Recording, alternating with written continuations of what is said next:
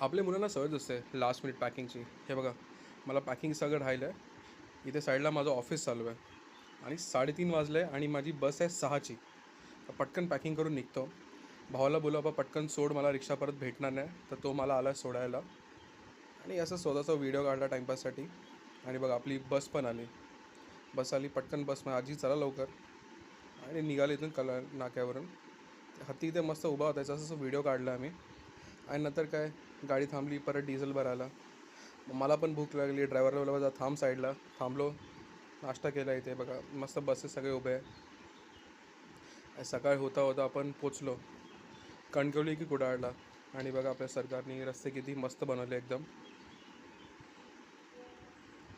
एवढं सुंदर वाटतं आपलं कोकण जाऊन.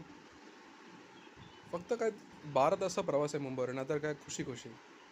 आणि बसने बघा मला गेटवरती सोडलं माझ्या. आणि मी पोचलो माझ्या गावी. सुंदर असं गाव.